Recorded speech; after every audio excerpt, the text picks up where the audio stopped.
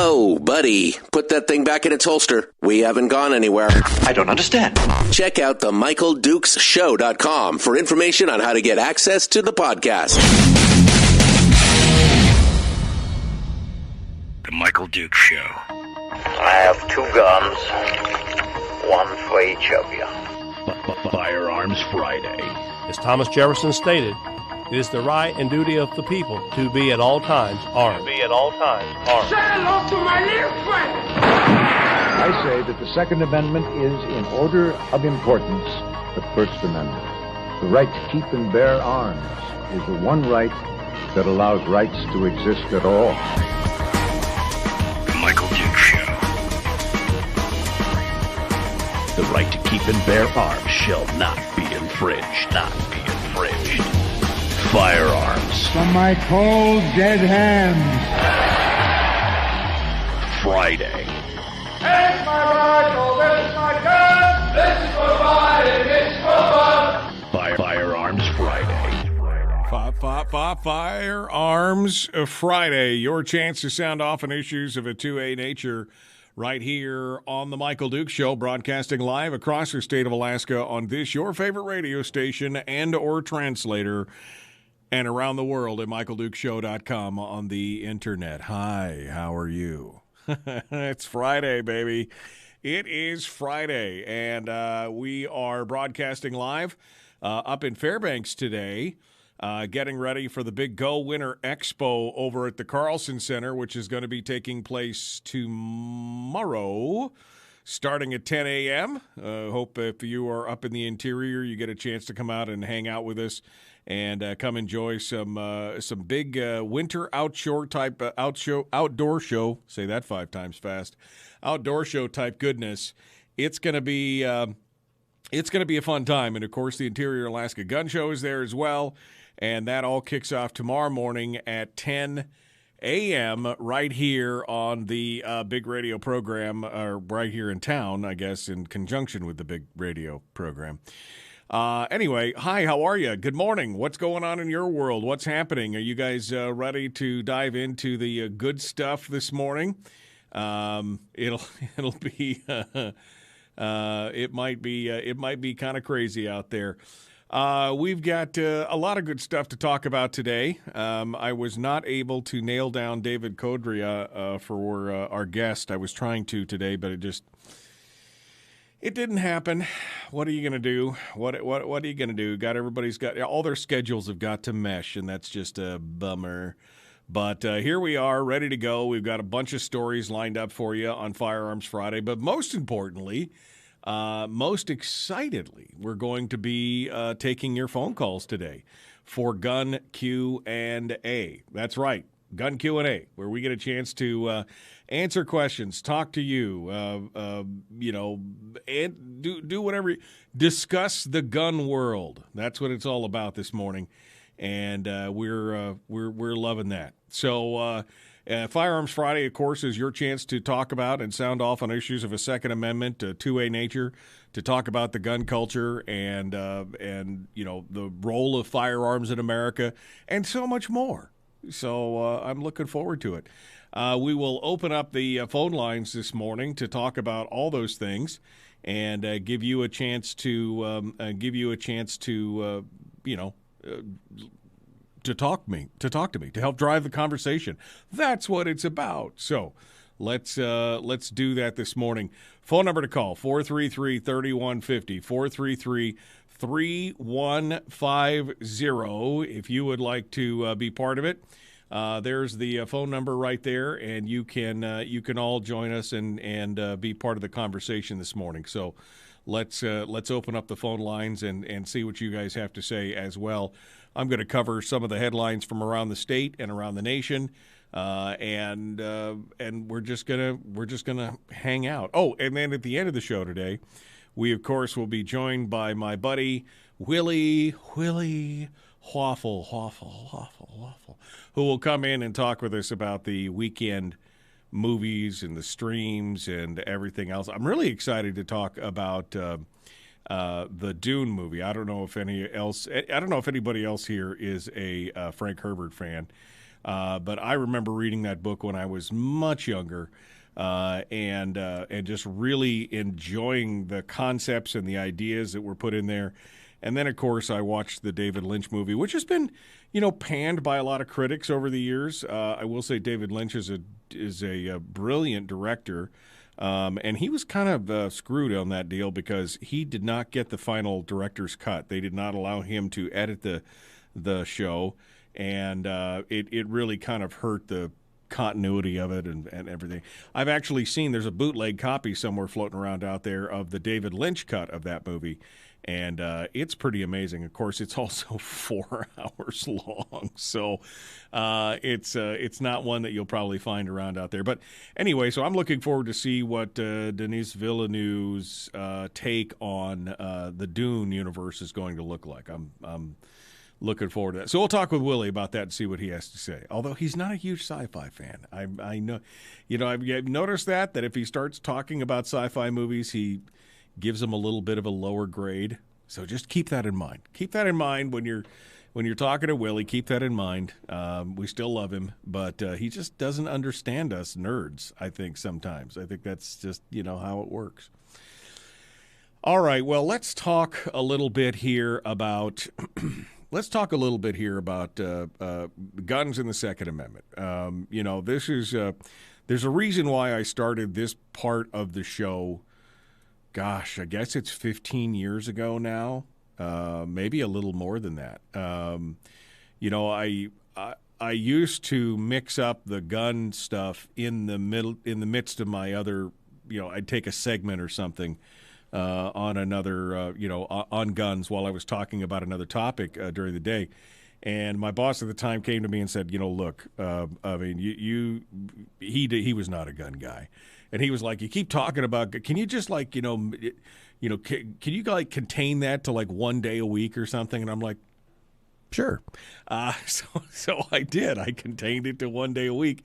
And that's how we ended up with Firearms Friday, where we just take that one day and we talk about it. Because I think it's important. Not only am I passionate about the right to keep and bear arms, not only am I a student of history and, trying to understand and share with people the reasons why the founders intended this to happen, but I also love guns. I think that they are I think that they are integral to the American spirit. I really do.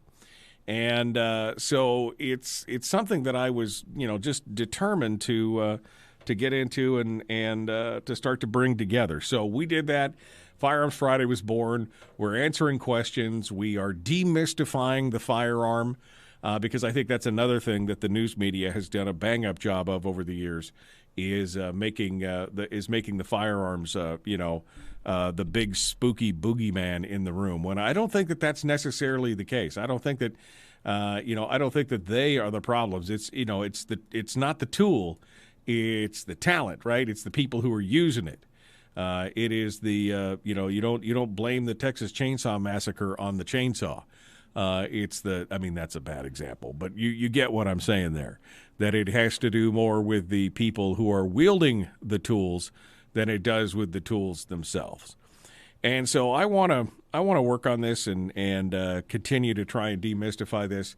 And we'll do that with taking your calls. I just went over to take the call. There was a call on hold, and they hung up. Oh, man, you guys are killing. I get this big build up to where I'm getting ready to take a call and answer those questions, and you're gone. Why would you do that to me? You were only on hold for a couple minutes. I promise if I see you on hold, I will take your call. That's how it works. 433-3150, 433-3150. Just a quick reminder that starting on Monday, today's the last day you can dial the 7-digit number. Starting on Monday, you're going to have to dial all 10 digits, including the area code. That's don't ask me. It's a national thing. I have nothing to do with it. It is what it is. You're going to have to and if you're dialing outside, if you're dialing long distance, then you have to add the 1 on top of it. So even if you're dialing across town, apparently, you're going to have to be dialing the 907 on top of everything else. Just thank goodness we don't have rotary phones anymore. Remember that? 9 0.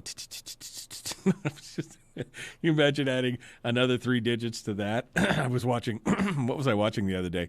I was watching Halloween, the original Halloween movie with my wife, and watching Jamie Lee Curtis use that phone. Tick, tick, tick, tick, tick, tick, tick.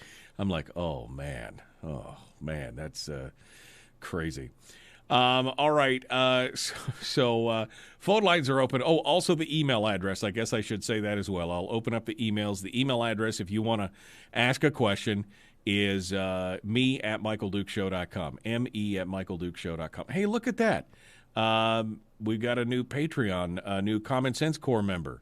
Ron is our brand new, literally just now is our new Common Sense Corps member.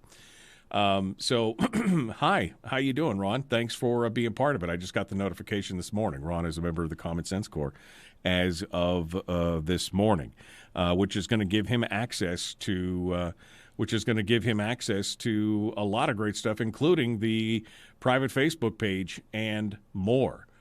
So I'm really looking forward to that. There was another Common Sense Corps member that I wanted to give a shout out to as well, because we just got there was another one that popped up that I saw the other day, and then I proceeded to not remember to mention their name. Well, I'll pull it back up here in a minute, and we'll give them the prestige that they are due for becoming Common Sense Corps members and helping to support the show at every level. So we appreciate that.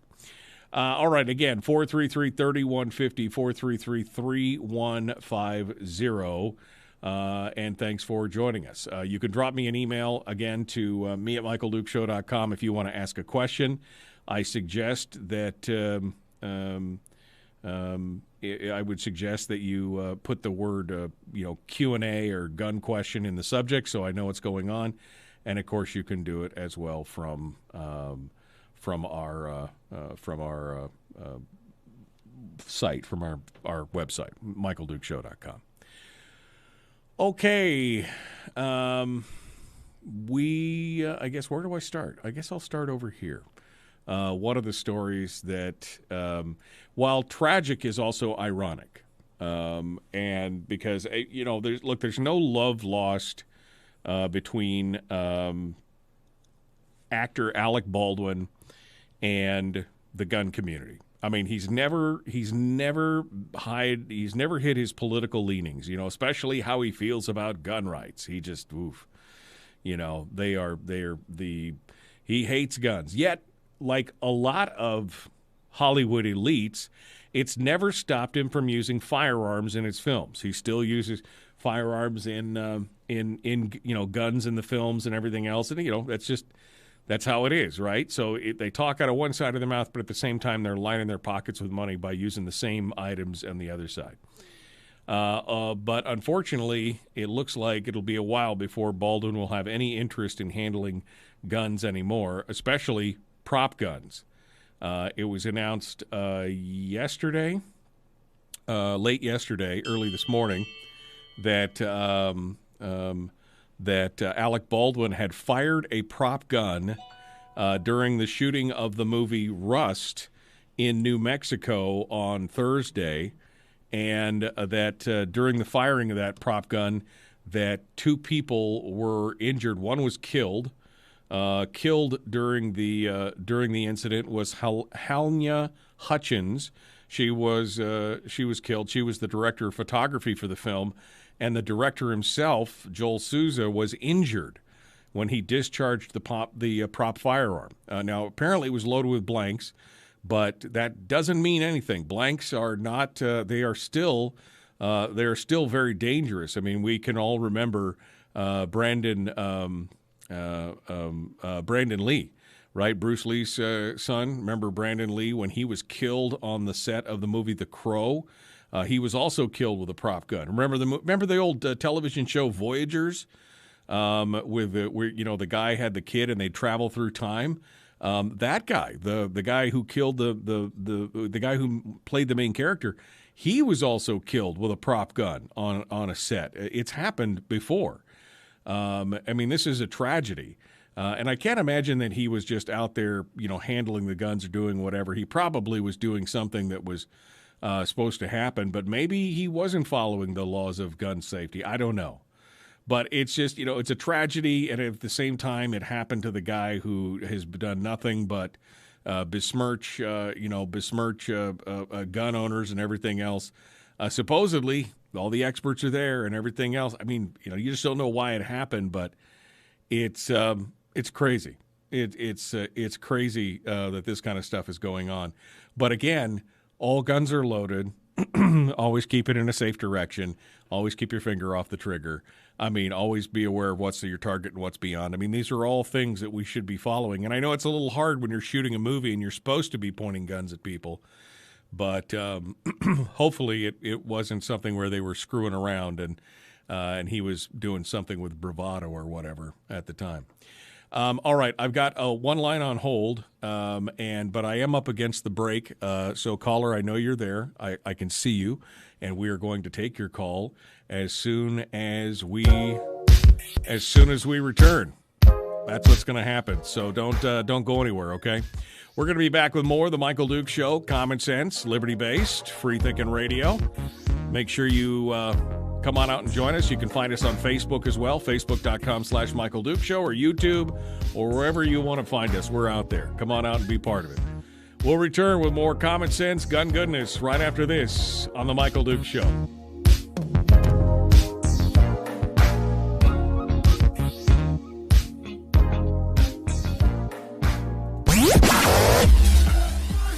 Our light, our guide, and our trusted friend.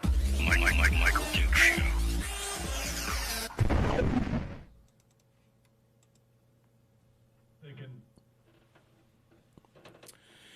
Okay, we are in the break right now, and I suppose I should start the timer for that just because I can. All right, we're close enough there. All right, my friends, how you doing? Good morning. Welcome to the program. Thanks for coming in. Let's go over to the phones and get this person's name before we return to the radio. Good morning. Who's this? Where are you calling from? Hey, welcome back, Michael. This is Ron in North Pole. Well, hello, Ron, my friend. How are you doing? You feeling good? I'm well. Good. Well, thank you. Good. I don't really have to go on the radio, but I just wanted to share a thought that popped into my head. Well, wait a second. You might try Googling Will Smith on gun safety, because there are actors and then there are actors. Well, wait a second, Ron. Don't blow my thunder here. I know you don't feel like you have to be on the radio, but sometimes it's good to get another voice out there. I hate to be the lone voice, so I'm going to put you back on hold, and you can tell me all about that, and then you could tell me why I should Google Will Smith. We'll talk about that.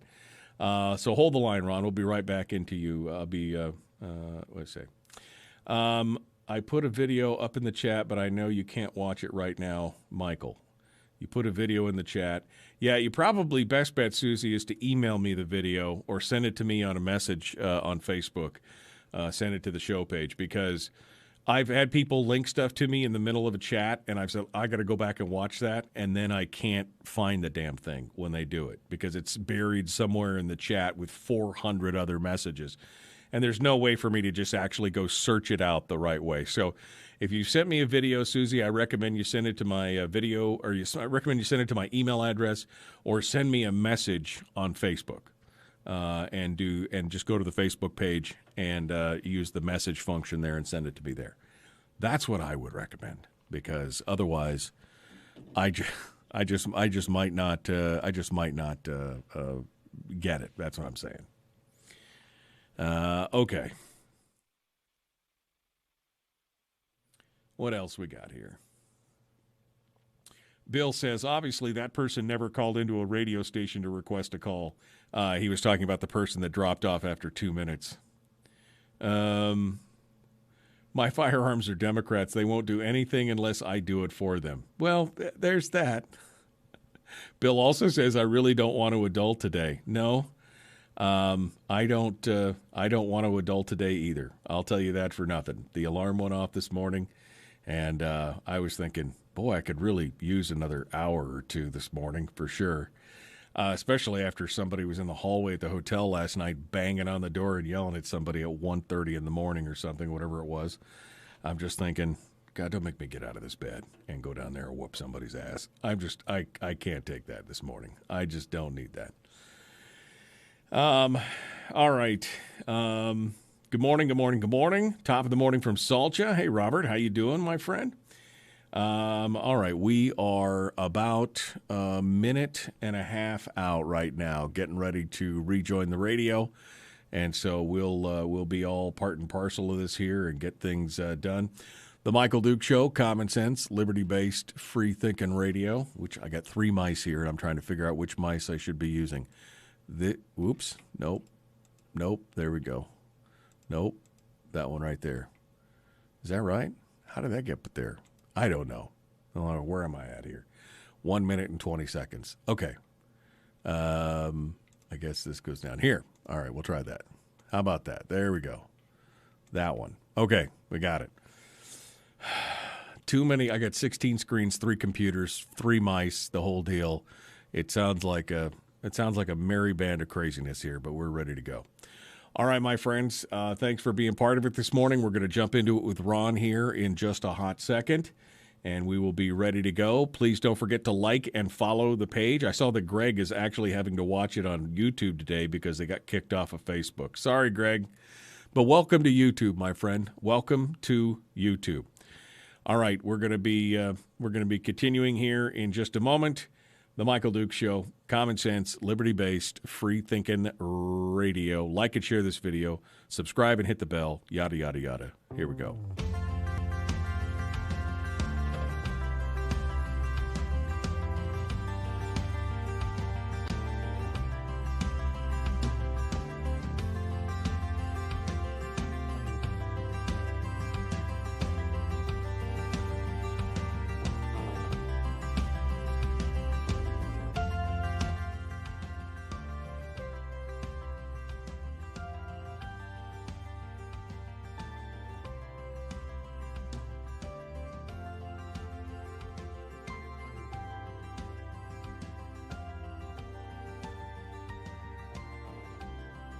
Okay, you ready to go?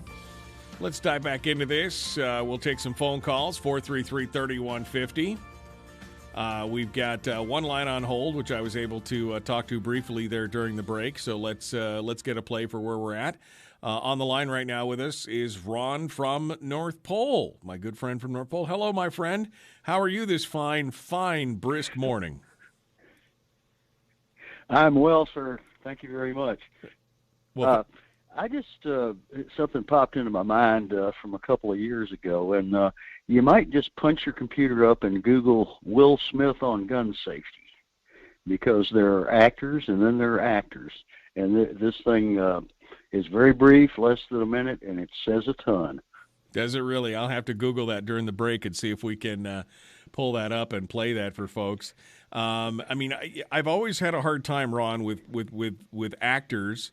Politicians, I expect that, but actors, I've always had a hard time, especially with actors who do a lot of action movies and shoot 'em ups and stuff like that, coming on and lecturing us about how horrible we are because we have a love affair with guns, and yet they turn around and then feed that. I mean, Liam Neeson comes to mind, after killing 87 people in the Taken movie or whatever it was, coming in and telling us how us Americans are horrible while he's out there filming the second Taken movie. He's doing it on the set. But I find that so hypocritical. Do you? Well, I do, and of course the acting industry is replete with those folks. People like Stallone, Schwarzenegger, and even in the last series of presidential primaries, Clint Eastwood with his support for Bloomberg. Right. Well, it's disappointing to say the least, but yeah, I mean, I'll have to go out and find that. I do like Will Smith. I think he's a pretty sharp guy. And he's been, he hasn't been super vocal about stuff, so I'll have to go out and take a look at that. But yeah, gun safety is paramount. Now, these movie sets, they have armorers on the set, so those guns are usually pretty tightly controlled. So we don't really have the details yet, but I'll go out and look at that Will Smith thing and see what it says. Okay, you take care, sir, and enjoy your weekend. I will. Hope to see you out there at the Carlson Center this weekend. We will see you. We'll see you later. Thanks for being part of it today. All right, folks, that leaves 4 lines open if you want to call in at 433-3150, 433-3150. Feel free to give us a ring, and we will we'll talk with you and take your calls and all that happy stuff. So feel free to be part of it and come on in and join us. All right. So some of the stories there are some good news out there. There's some good news out there in the world. Let's dive into some of the good gun news that's going on. And some things that I think are moving in the right direction. Now, Illinois is not a place that I would want to probably want to hang my hat. Illinois, especially with Chicago, the murder capital of America, definitely not a great place to probably live and raise a family. Now, probably somebody out there is going, you don't know, I love it here. And okay, great. I'm sorry. I don't mean to besmirch your state, but I just always have had a problem, especially when the powers that be in most of these states that I'm talking about, but Illinois in particular, seems to think that the only way to stop the violence and the criminal activity is to blame the gun industry and say it's all their fault. It has nothing to do with the criminals. We're not going to punish the criminals. We're going to revolving door the criminal. I mean, there's been story after story of guys who get picked up for drive-by shootings who had just been in jail, not a week or two before to come in there, and now they're out on bail and they're out there shooting the streets up again. You know what I mean? And so it's been a little disappointing to watch this, but there has been a couple big wins for Second Amendment supporters in the lower 48. The first one was actually in Pennsylvania. Pennsylvania Supreme Court on Wednesday, they passed a decision that opens up the door for legal challenges to local gun control laws, which has been a really big deal in many states where you get the state has got a fairly decent gun regime where it's not too restrictive, and then you get the municipalities in there that say, well, that's fine for everybody out there, but we are banning and outlawing, and they make their laws, makes it a patchwork of laws that's so hard to follow and so hard to comprehend that it's hard to do. So it's good to see that Pennsylvania Supreme Court is basically putting the supremacy clause in their teeth in the supremacy clause of their state, where the local jurisdictions can't make stricter gun control laws than what the state has. So that's a good news. But Illinois, the Supreme Court in Illinois handed down a decision that on the face of it is good. I mean, I think overall it's still a good decision, although basically it's going to lead to more, it's going to lead to more lawsuits and more challenges. And, of course, the only people that are going to win there are the lawyers, right? The lawyers. So Illinois Supreme Court has handed down a 6-0 opinion declaring that Cook County's tax on firearms and ammunition is null and void. Now, this case has been underway for quite a while. The case has been winding its way through the court system. It was imposed and started in 2015. They imposed a tax on ammunition in 2015. 3 years earlier than that, they had put a $25 tax on every firearm sold in Cook County in Illinois, with the proceeds from both taxes slated to be used for, quote, operations related to public safety, unquote. Now, there was no specific programs to where the money would go, but that's going to play into what the Supreme Court actually said. The court did not note that Second Amendment rights were implicated by the tax, but they were able to actually bypass any ruling of a Second Amendment nature by basing their opinion on something in their state's constitution called the Uniformity Clause, which basically says that any law classifying the subjects or objects of non-property taxes or fees, the classes shall be reasonable and the subjects and objects within each class shall be taxed uniformly. So according to the state Supreme Court, and the gun and ammo tax violates the part of the state constitution that I just described, because the relationship between the tax classification and the use of the tax is not sufficiently tied to the stated objective, meaning they can't just say, well, they're just operations related to public safety. They have to be more specific. The revenue generated from the firearms tax has to be directed to a specific fund or a program or something specifically related to curbing the cost of gun violence. And in fact, they said in the decision, under the plain language of the ordinances, the revenue generated from the firearms tax is not directed to any fund or program related to curbing the cost of gun violence. Additionally, nothing in the ordinance indicates that the proceeds generated from the ammunition tax must be specifically directed to initiatives aimed at reducing gun violence. Thus, we hold the tax ordinances are unconstitutional under the uniformity clause, which great. It means that they got this thing on a technicality, right? That's what it is, a technicality. Now, one of the justices who wrote a concurring opinion, Michael J. Burke, said it doesn't go far enough. He says he specifically tackled the Second Amendment implications of this. And he says Article 1, Section 22 of the Illinois Constitution states that the right of the individual citizen to keep and bear arms shall not be infringed and is subject only to the police power. The majority agrees that the taxes in this case burden the fundamental Second Amendment right to keep and bear arms. The majority also notes that we are not considering reasonable regulation on the purchase of firearms or a generally applicable tax on the sale of goods. Rather, the county has imposed a special tax on the purpose of firearms and ammunition. The majority analysis is problematic, he says, because it leaves space for a municipality to enact a future tax, singling out guns and ammunition sales that is more narrowly tailored towards the purpose of ameliorating gun violence. Basically, what he's saying is you are giving them the roadmap to rewrite this law so that it falls within the constitutional boundaries, never addressing the fact as to whether or not this is a Second Amendment issue. I mean, it's basically what they say. He finishes up saying that he said the only problem with the majority's approach and the guidance it offers the county is that such counsel, if followed, would still violate the provision of the Illinois Constitution noted above that plainly states that the right of the individual to keep and bear arms is subject only to the police power, not to the power of taxation. Thus, the majority is leading the county down a road to futility. I mean, there's some good stuff here, and it is good news. They have been fighting it. They will end up back in court. You know that's going to happen. But anyway, it is good news overall for the gun community and for folks who are living in Illinois. Why are you living in Illinois? Come on, seriously. All right, let's go back to the phones and see what you have to say. Good morning. Who's this? Where are you calling from? This is John. I'm in Fairbanks. Morning, John. Oh, we've got an echo that way. Hey, I got a quick question for you, and I wanted to just listen to maybe the answer or your recommendation. Sure.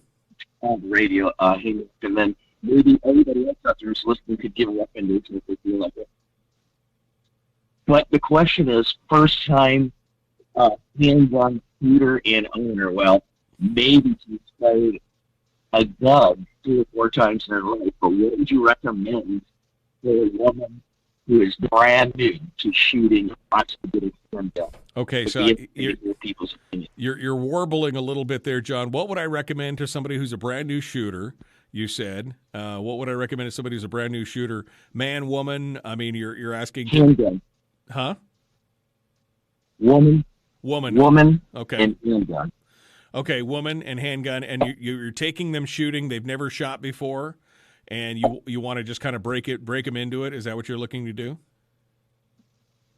Correct, and they would like to buy one, of course, eventually here. Okay. Well, I mean, if you're going to go shooting, first things first, I mean, I recommend a 22, or, like a revolver, just to go shooting first, just to get them used to it, to teach them the basics, to teach them basic gun safety, trigger control, sight acquisition, everything else. I mean, the 22 is good because it's not, it doesn't have the recoil. It doesn't have the loud bark of a larger caliber. Obviously you're not going to probably want to carry a 22 for personal defense, but if you're introducing people to the concepts of firearms and getting them used to it, the 22 is a perfect gun for that. I mean, any 22 revolver is a good call as far as I'm concerned. As far as pistols for later on that they want to buy, my recommendation is that you take them to the local store. You figure out which firearm fits their hand, because I could tell you a Glock and it may not fit their hand. I could tell you a Smith & Wesson and it may not fit their hand. They'll know after they pick up a handful of guns at the counter. They'll know which one feels comfortable in their hand, and then I recommend you go find somebody who has one like that if possible, and go to the range and shoot it first before you come back and purchase it. That's my general recommendation. But yeah, I would start out with a 22. I know that doesn't, it's like, well, but it's only a 22. Well, that's the point, especially somebody who has never fired a gun before. It's a lot less intimidating when they can do it with a lot less recoil. I mean, minor recoil, minor bangs. It's not huge. It doesn't scare them. It doesn't give them they've been trained by the news media to these things are all scary and everything else.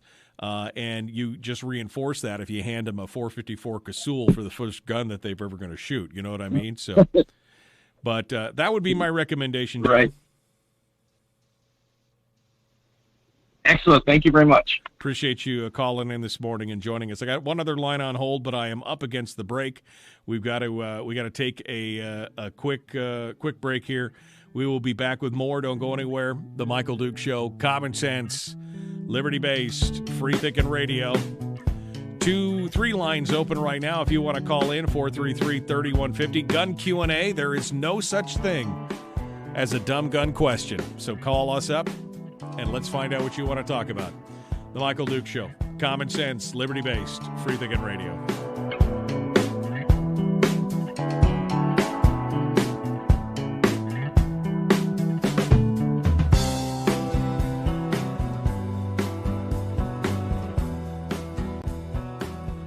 We're broadcasting live through a series of tubes. Allowing all of these entities to provide streaming stuff going on the internet. Well, it's kind of hard to explain. Sorry. Streaming live every weekday morning on Facebook Live and MichaelDukesShow.com.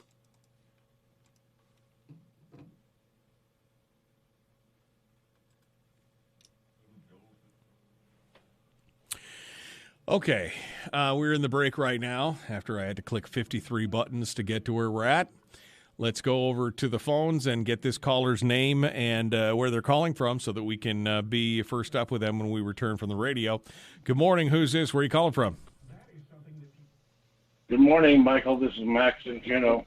Hey, Max. Good to hear you, my friend. Would you hold the line? You'll be first back up on the queue, okay? Sure. I'm hearing an echo on your end.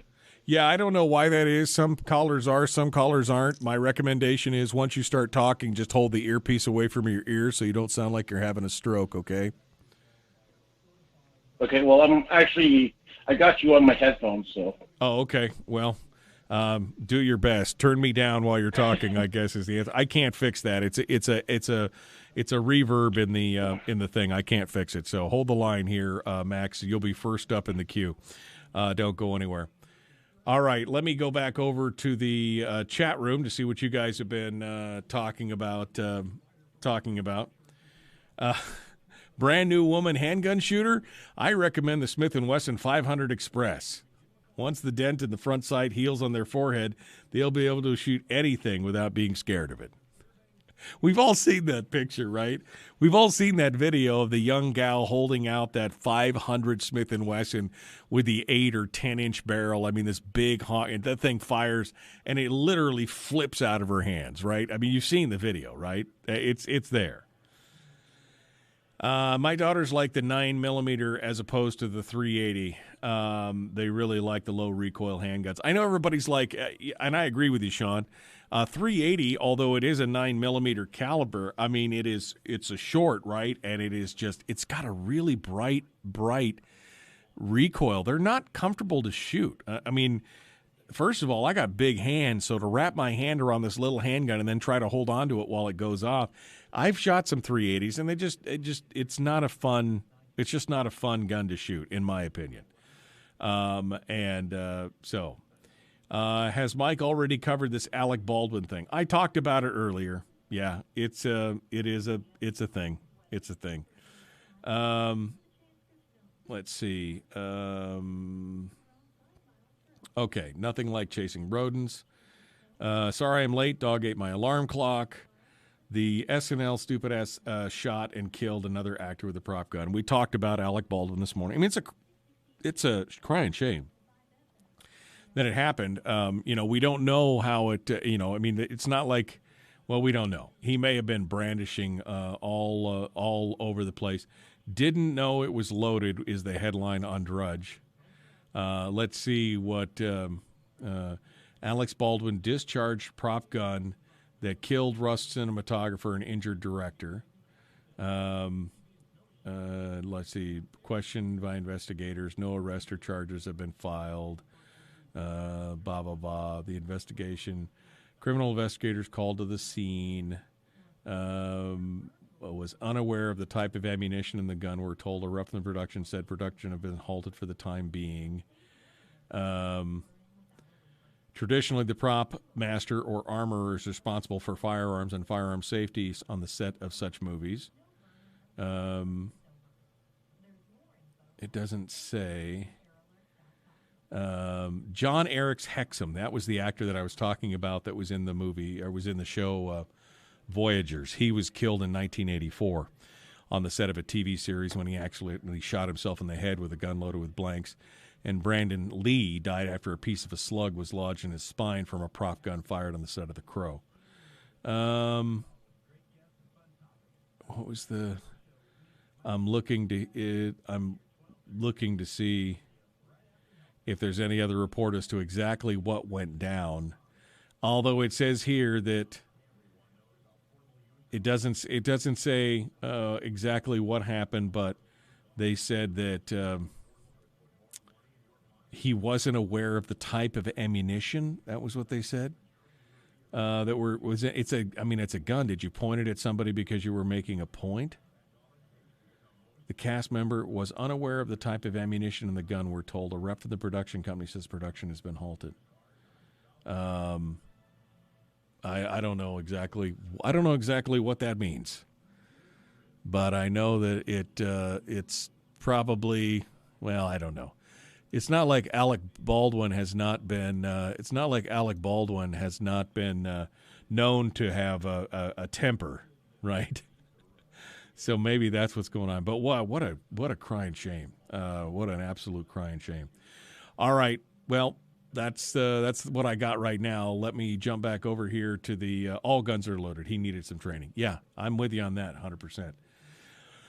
All right, we are.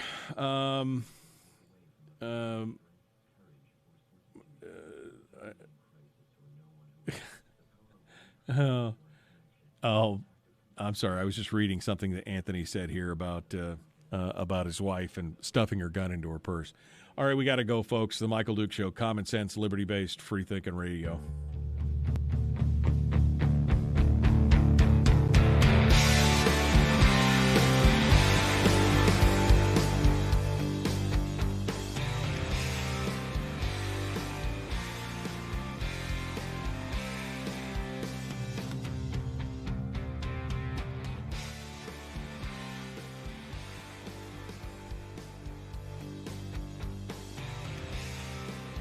All right, welcome back to the program. It is the Michael Duke Show, common sense, liberty-based, free-thinking radio. Hi, how are you? We were just talking more about this Alec Baldwin thing. More information is coming out. It's the headlines on Drudge now. Now they're talking about, well, he didn't know what kind of ammunition was in it, which sounds to me like an excuse, like maybe he pointed it at them to make some kind of point or something. I don't know. Anyway, We'll find out more about that here as we go along. Meanwhile, phone lines, we got some phone lines up, including Max, who is down in Juneau, sounding off this morning. Let's find out what Max has to say this morning as we get ready to. I got to get him off. I got to get him off hold here. I got him locked on hold. Hello, Max. What's on your mind, sir? Hello, sir. How's it going today? Good. What's going on? Well, I was just going to make a quick comment about that Alec Baldwin thing. Kind of amazing about how they actually kind of ruled out, involuntary manslaughter almost immediately, considering that, if he was actually part of American public joke, Joe America, there, he would actually be charged with involuntary manslaughter for, quote unquote accident. Right. If he was John Q. Public, there'd be a different set of rules, is what you're saying. Correct. Yeah. No, it's, look, I mean, I imagine it probably was an accident, not knowing. I'm sure he didn't intend to kill anybody. But again, my question is, what was going on when this happened? I mean, why was the pistol being pointed at the director of photography and the director? I mean, Alex Baldwin is not known for having a cool head, right? I mean, he gets temper. He could throw a temper tantrum with the best of them. And did he pick this up thinking that it was full of blanks and just, or empty and just decided to wave it around and then make a point? I mean, we got no idea. It's all speculation. We got no idea. It could have been a complete and total accident. Sure. But it's troubling. If you read the Internet Movie Database.com, the description of what the movie is about, it actually is about a child who, I guess his father was hanged because of a gun accidentally going off, which is just completely ironic, to me anyway. Oh, I see. I didn't realize what the movie was about. That is ironic at that case. That is definitely some irony there, if that is the case. Because yeah, it's actually DailyWire.com actually did a report on this whole story too, and they mentioned the IMDb link. So, all right. Well, I will. I'll take a look at it. Thank you, Max, for the heads up on that. I appreciate you sounding off this morning. Not a problem. All right, let's go over here. We got another call on hold. Let's take that call as well. Good morning. Who's this? Where are you calling from? Yeah, this is Ray from North Pole. Hello, Ray. How are you? Just peachy. What's on your mind this morning? Yeah, I'd like to know what the deal is on these long phone calls, the numbers. Oh, on the long number, why they're going to the 10-digit number? Yeah. It's just like the government complicate the trivial and ignore what's important. Well, we talked a little bit about... And I'd just like to know what the skinny is. Okay, well, we talked a little bit about it yesterday. It's the National Suicide Crisis Hotline. They're going to be getting a number, like a 911 number. They're going to get a 3-digit number that is 988. And because 988 is also used in prefixes for phones, not for area codes, but for prefixes, they are basically requiring that all across the country that everybody has to start dialing 10 digits now to allow for the 988 3-digit number to be used for suicide prevention and crisis hotlines across the National Crisis Hotline. Well, to change the crisis hotline number. Well, I mean, don't make the rest of us suffer for one phone call. That's what they're trying to do. They're trying to change it so that the National Crisis Hotline is a 3-digit number like 911. It'll be 988 instead. But that's what they were trying to do, and to avoid apparently some kind of confusion, they are, of course, in their infinite wisdom, going to force everybody to start dialing with 10-digit numbers. Well, like I said, complicate the trivial. Well, it's government. We are efficient, and we are here to help. That's what they tell us anyway. Okay, thanks. All right, thanks, Ray. Appreciate you calling in and joining us. 433-3150 if you'd like to sound off this morning. Rust stars Alex Baldwin and is written by Souza, the director. The film's plot centers on Harlan Rust, an infamous Western outlaw who has had a bounty on his head for as long as he can remember. When his estranged 13-year-old grandson, Lucas, is convicted of an accidental murder and sentenced to hang, Rust travels to Kansas to break him out of prison. Together, the two fugitives must outrun the legendary U.S. Marshal Wood Helm and bounty hunter Fenton Preacher Lang, who are hot on their trail. Deeply buried secrets rise from the ashes, and an unexpected familial bond begins to form as the mismatched duo tries to survive the merciless American frontier. Well, okay. I guess we'll see what happens on this thing. I know they do have an armorer on the set because the U.S. Marshal Wood Helm is played by an actor named Jensen Ackles, who I'm a fan of. I've been following him for a long time. And there was actually a video clip the other day of him talking about the armorer on the set. It was kind of a comical piece where the armorer was instructing him on firearms use, and we have to laugh because Jensen Ackles is very well versed with firearms. But that was kind of the joke on it. So I know that there's an armorer on set, but anyway, I don't have any idea how this could have occurred. But I'm sure the details will all come out, and we'll see what happens. But it just proves that, just a reminder that all guns are loaded. You know, you always keep it pointed in a safe direction. You always, all the things that we're talking about here, the 4 basic rules of firearms. Always keep your finger off the trigger. Every gun is loaded. You always keep it in a safe direction. You're always aware of what is your target and what is beyond your target. Those are the 4 gun safety rules. And if you violate any one of those, somebody can get hurt.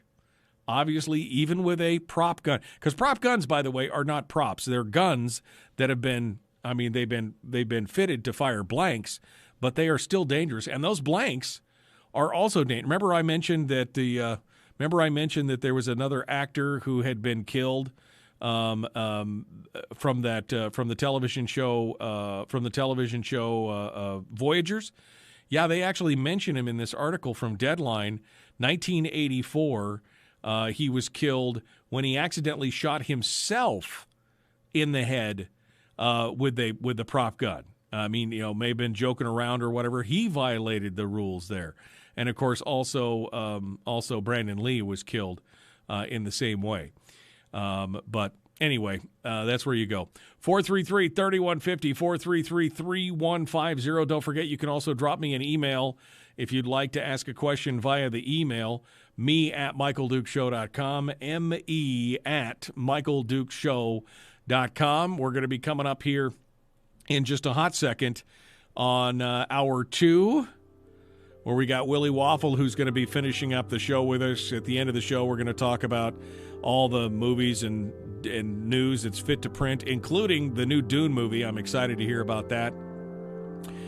Meanwhile, the rest of the hour will be open line, open gun forum. We'll be answering gun questions, Q&A, and we'll be talking about some good news where, it's good news in the fact that people were able to defend themselves, a little armed citizen stuff we're going to talk about as well.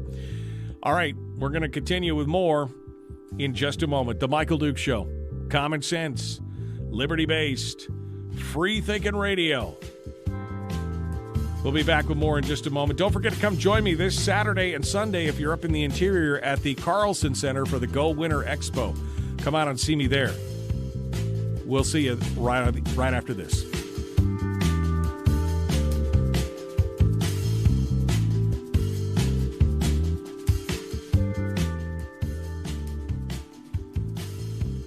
Oh, okay.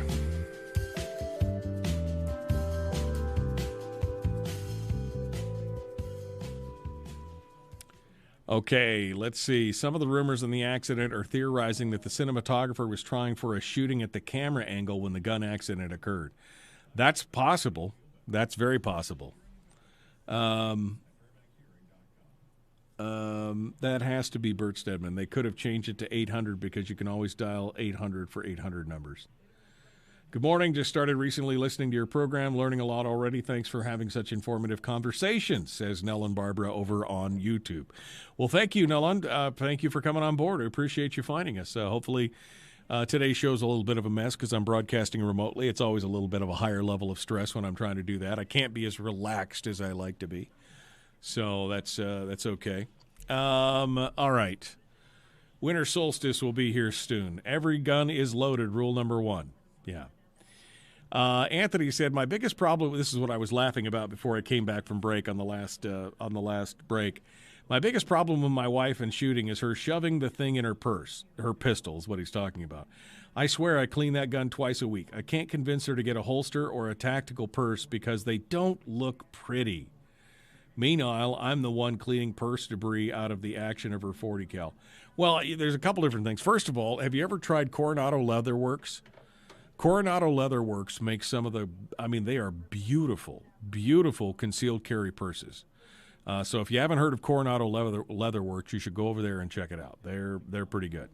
Secondly, if it's a 40 Smith & Wesson, I mean, my concern about jamming a pistol down inside of a purse without some kind of holster is that, you're just waiting for the lipstick to fall inside the trigger guard and get snagged, and for somebody to get, for a discharge to happen because it got snagged by something in the purse.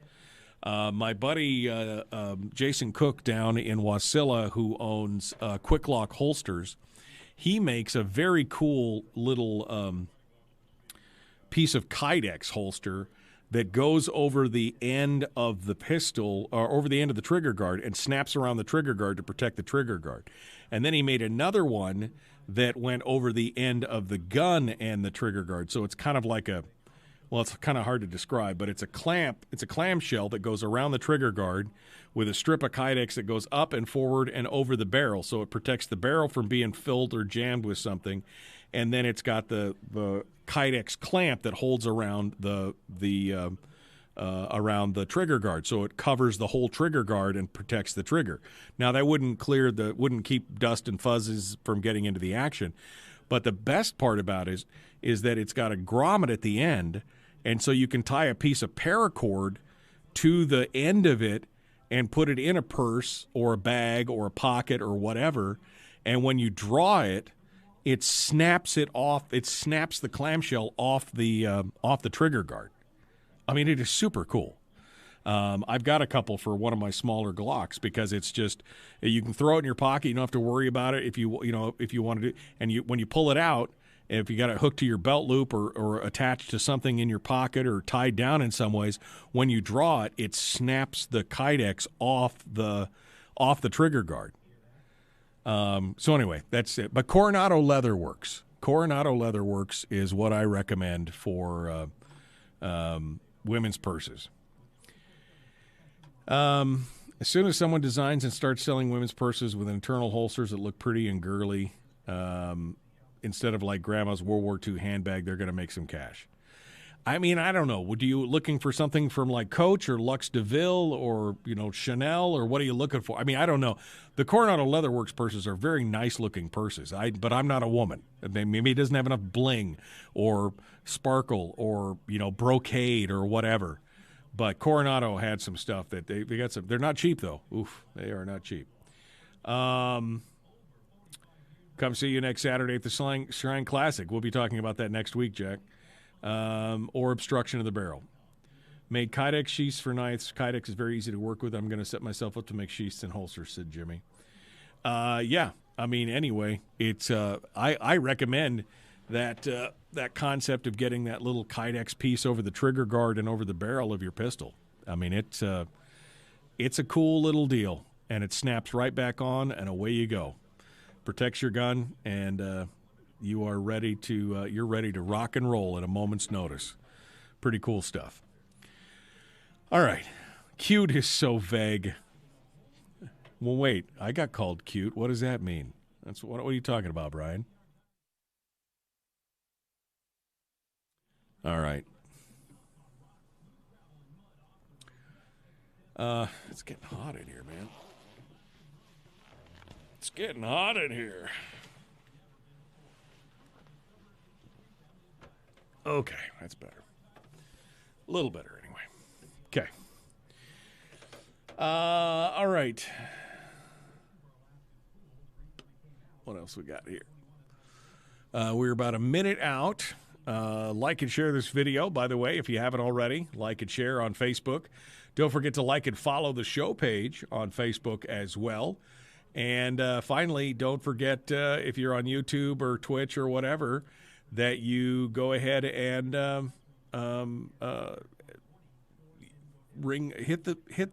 YouTube you've got to subscribe and then hit the bell. That's how you get notifications. On Twitch you can just follow. I don't know. I'm not 100% up on Twitch yet. I just joined in so that I could share it and have another venue just in case Facebook went down after the big Facebook blackout of 2021. All right, my friends, let's dive back into it. Here we go. Again, like and share. Don't forget to send me an email if you'd like. Don't forget to check out the Patreon page to become a member of the Common Sense Corps to help support the show. We love all that, and we appreciate you guys all being part of that. Other than that, we got 2 more segments before we talk to Willie. Here we go. The Michael Duke Show. Common Sense Radio.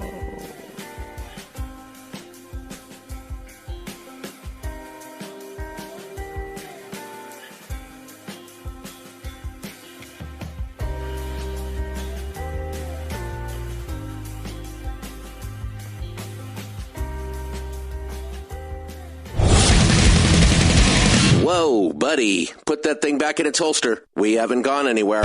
I don't understand. Check out the MichaelDukesShow.com for information on how to get access to the podcast.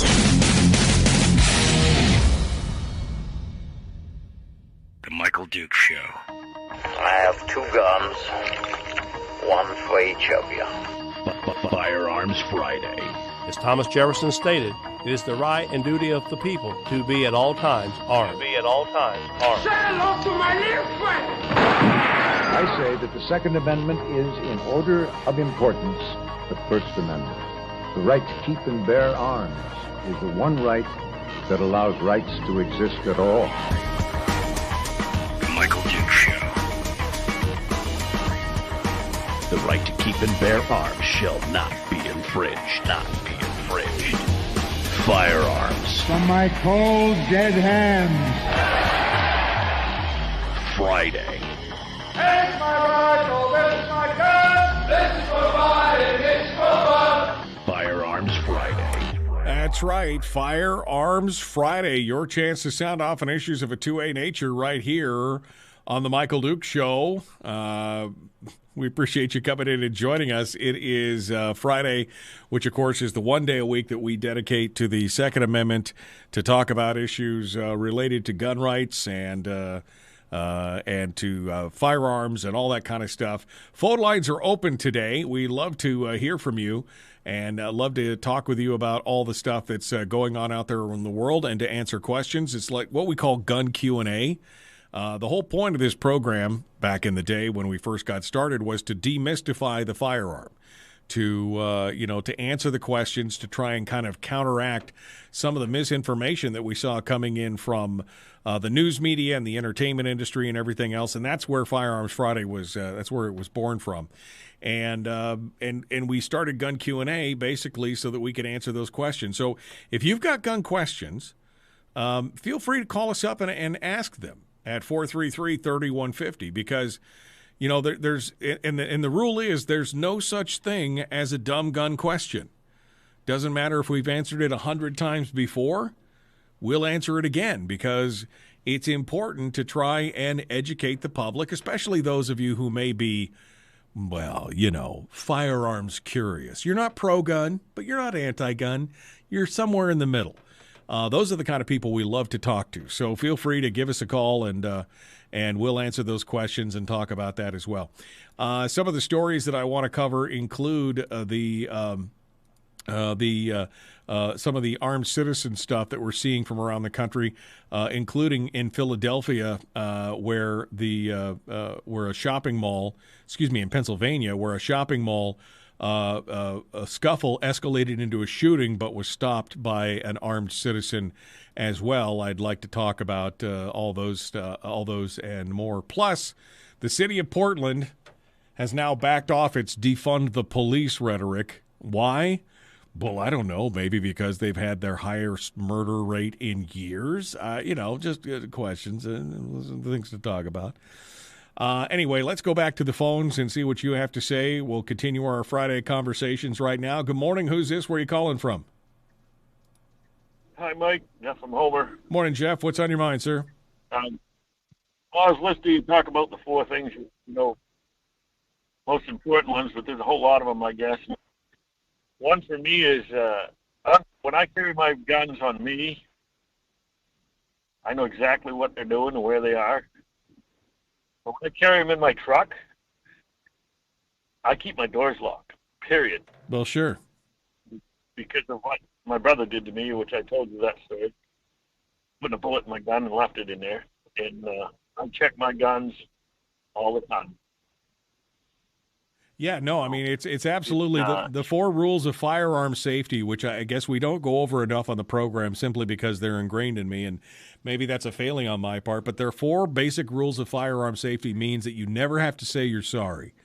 Right? If you follow the 4 rules of basic firearm safety, you'll never have to say you're sorry because of an accidental discharge, as they call it, although I call it a negligent discharge because you didn't follow the 4 rules, right, which is, always keep your gun pointed in a safe direction, always keep your finger off the trigger until you're absolutely ready to shoot, be aware of where your target is and what's beyond your target, and every gun is loaded. Those are the 4 rules of firearm safety. I mean, it just doesn't get any more basic than that. If you follow all 4 of those rules and don't violate any of them, you'll never have to say you're sorry. That's correct. And, I had a guy ask me this year, he said, I got out in front of his business, and he said, "Steve, we're standing right here. I see you locked your truck." And I said, "I have guns in there." Right. And he went, "Oh." Right. He knew. Oh, exactly. I mean, there's nothing worse than losing your gun out of a place that you could have secured.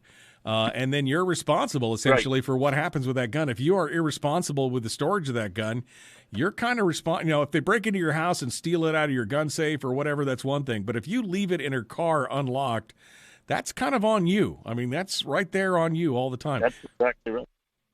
Yeah. Well, and it's one of the reasons why, quite honest. In the state of Maine, I'm sorry, go ahead. In the state of Maine, you are directly responsible for your gun in your car. Yeah. So it has to be locked.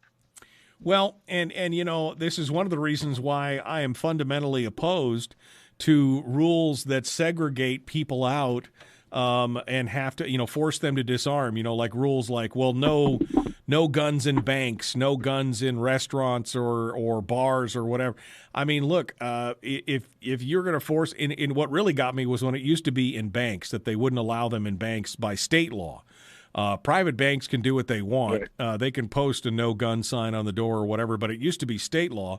And so you'd be a concealed carry holder and you come to a bank and you're like, ugh, I got to disarm. I mean, if I'm a criminal and I know that it's illegal to have a gun in a bank, and I would just park myself in a parking lot of a bank and watch people and see if somebody looks like they're disarming and break into the cars, right? I mean, it's pretty simple and easy there. Yeah. So it's it's frustrating to watch that kind of stuff. But yeah, whatever you can do, and I mean, they've got lock boxes for cars, they've got all kinds of stuff. But I mean, just locking your doors is definitely the first line of defense. Well, I keep them out of sight too. But the other thing in Maine that we did, I did this personally, was I fought tooth and nail for years about going to the school in my vehicle with my gun in there. Because I felt they took my rights to defend my grandkids, my kids. And as a guide, I used to have to go home, get my van, and go back and get the kids with their guns. And I felt, if somebody's shooting up the school, I'm a pretty good defense. And I want my gun there. So they now allow the guns to come to the school in the vehicle. Right. Yeah, it used to be you couldn't approach a school within whatever it was, 1,000 feet or 500, whatever the demarcation line was, with a firearm in your vehicle or, on your person or in your vehicle. And that, that got a little ridiculous. I mean, first of all, it was tough for the people who lived around the school. And second of all, I mean, does it mean if you're driving down the street next to the school and you get pulled over that you're in trouble? I mean, it really created some headache and some heartache. And it just doesn't make sense. I mean, by the way, criminals aren't going to listen to your, and we'll get into that in this story about this mall shooting in Pennsylvania. But I mean, criminals, they don't listen to the law. They don't. That's why we call them criminals, right? Well, and they're not going to warn you. No, yeah. Yeah, zero warning on that one as well. All right, Jeff. I saw a great video yesterday. Uh-huh. On my phone, and it was a Marine in a bank, I think in a bank or a counter, and the guy came in, pointed a gun at somebody, and he disarmed him in like 2 seconds and held him until the cops got there, barehanded. Oh, really? Great video. Oh, I see. Oh, okay. I saw somebody posted something in the chat room about the Marine grabbing a robber in Arizona. I haven't watched the video yet, so I'll have to go watch that. But it's good to see. It's good to see. Some people got the training and the talent to be able to do that, And it's good to see that happen.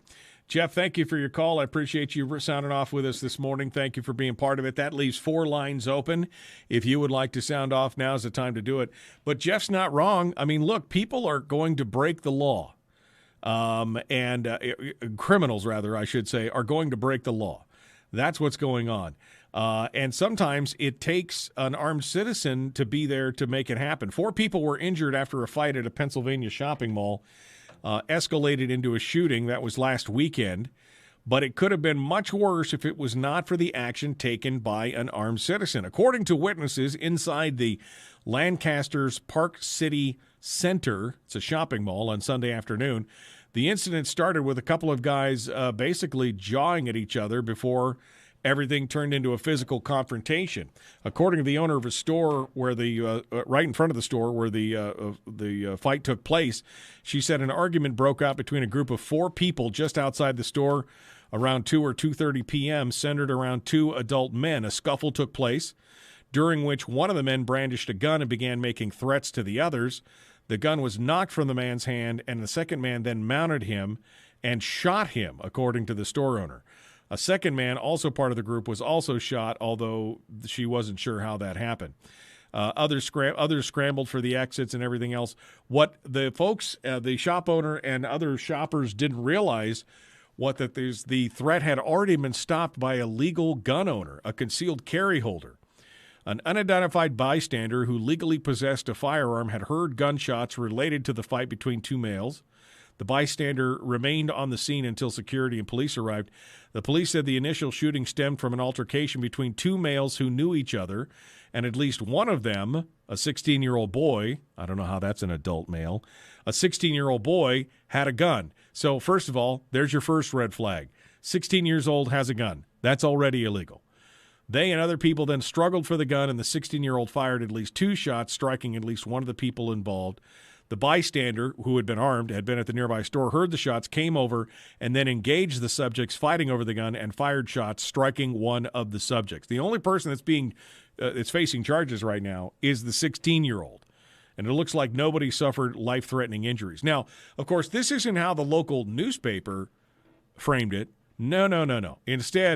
They went on to rail about guns in their op-ed about the shooting.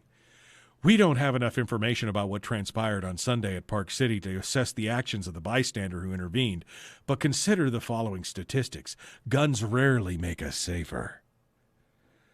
They go on to talk about different statistics and all this other kind of stuff. So perhaps it shouldn't surprise us when a shooting occurs at a movie theater or a grocery store or college campus in a neighborhood home. Guns are everywhere. And we're supposed to live with that fact as if it's normal. We're supposed to be okay with the fact that only some mass shootings make the national news. Of course, they didn't talk about the fact that, again, I mean, they barely brief over the fact that the bystander intervened. I mean, it's not easy to assess the actions of the armed bystander. He clearly was responding to a dangerous situation and stopped the threat. I mean, he may have violated the mall's no-gun policies, but hey, so did the 16-year-old who was already in illegal possession of the firearm. Gun-free zones obviously not working. And, of course, again, it just goes to show that a good guy with a gun versus a bad guy with a gun, that's the only thing that stops it. The only thing that stops it is the good guy with the gun. And the defensive gun uses across the country continue to spike, sometimes without even being fired. That's the best part of this whole situation. All right, let's quickly go over to the phones here, take one more call before we go to break. Good morning. Who's this? Where are you calling from? Randy in Fairbanks. Randy, what's on your mind? Well, it echoed back at me. It's echoing back at me. I don't know why. Yeah, I'm sorry. Anyway, I'll live through it. Yeah. I have what might be a dumb gun question.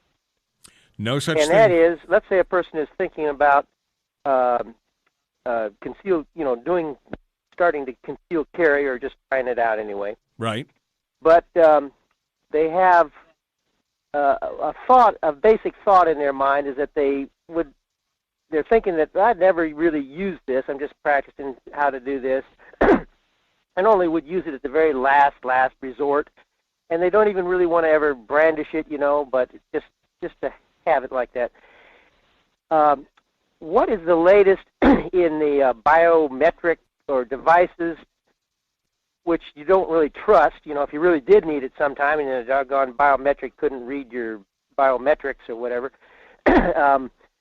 what is the latest in making it such that if you, let's say you got overwhelmed, you're in a confrontation, got overwhelmed, you don't want someone to grab your gun and discover you got a gun hidden out, and then they grab it and then they use it against you.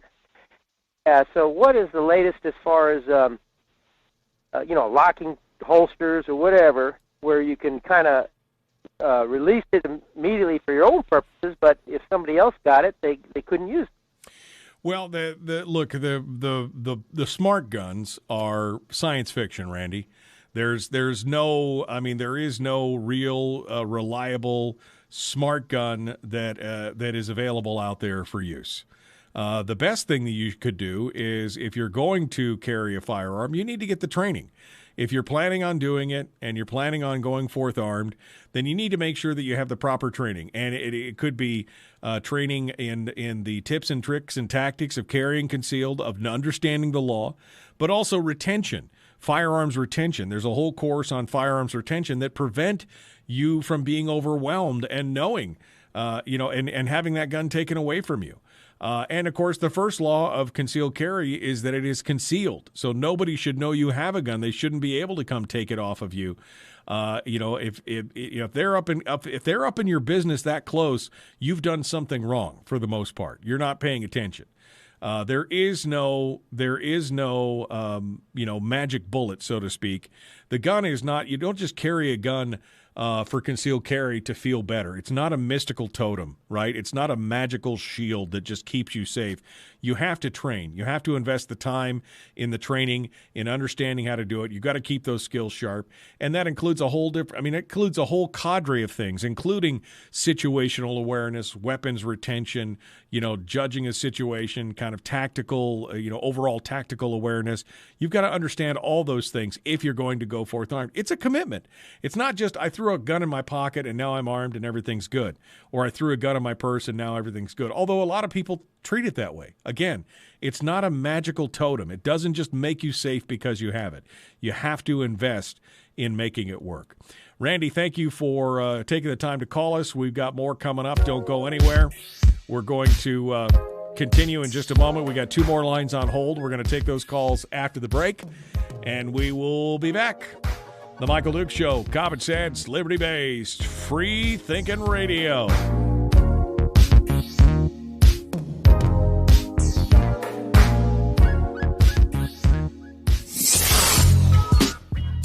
What is that? Common sense. Regularly heard on American radio. Michael Dukes Show. Radio.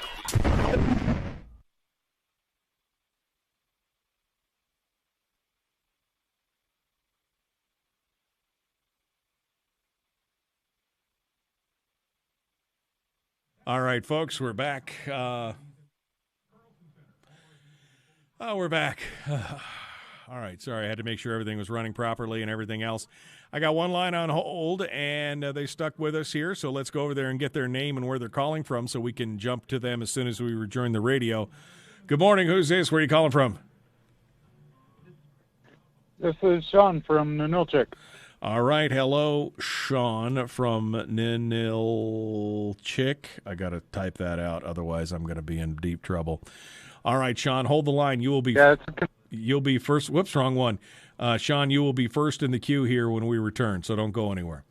All right, 433-3150 if you guys want to sound off this morning, 433-3150. Randy is a FUD, and here I've always thought well of Elmer. There's a firearm, there's a handgun that you wear a magnetic ring to activate the lock work. And if you point your gun, if you are at a point of wrestling to keep your gun, you screwed up someplace. That's what I'm saying. I mean, if they got close enough to be up in your business to be able to try and wrestle it from you, there were some mistakes were made. Mistakes were made at that point. You should not have to do that. Randy needs to take a gun class. Yep. Greg Collins says, get some training on YouTube. He's like, get some training. Yeah, that's exactly it. I mean, that's the whole point. And we'll talk about that after we take Sean's call. That there is the rule of three, that if you buy a firearm, that you need to invest just as much in your training and accessories and good stuff like that as you did in the firearm itself. That just makes sense at that point. Okay. Let's see. Can I do this right here? Look at that. Yeah, that was working. Okay. I was checking something. I was just checking something to make sure everything's working right. All right. What else we got here in the chat room? Get to the point, Randy. You're rambling. The ring gun. That was what Sean was talking about. You could take a firearm into a post office to mail it, but not to protect yourself. Yeah. Post office is another place. I see people in the Wasilla PO with empty holsters all the time. Yeah, I mean, it's a very problematic thing in my mind when that happens, is that it's putting you in a huge bind to have that go on. I mean, you've got some serious issues at that point. If you are stuck in that area. All right, what else we got here? Get some training.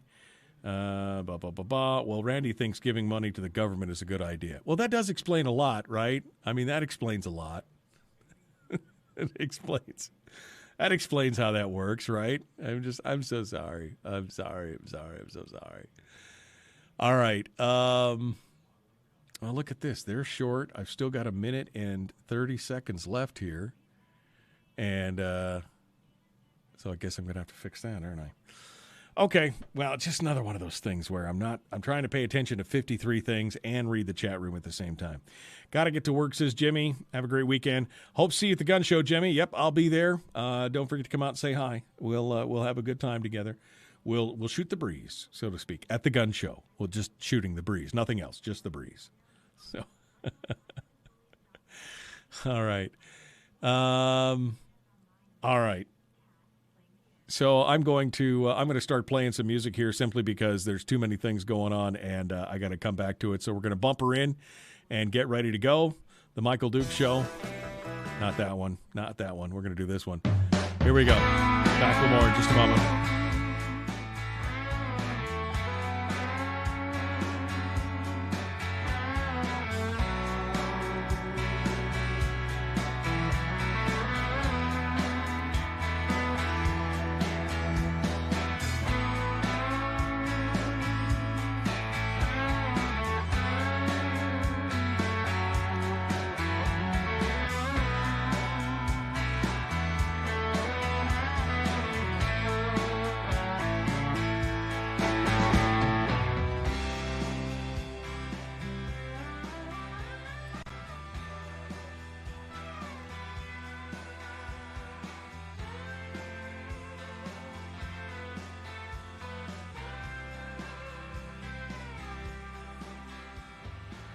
All right, welcome back to the program, The Michael Duke Show, Common Sense Radio. We're going to address some other questions that kind of Randy brought up that it kind of came up in the chat room after he asked the question and I answered it. But first, let's get back over to the phones and talk with Sean, who is down in Ninilchik. Sean has some discussion points for us today. Good morning, Sean. What's on your mind, sir? Well, just to respond to Randy's call. Okay. And I guess you could call it gun control. And, my mother lives down in Florida, and I've talked to her before about, self-defense and such.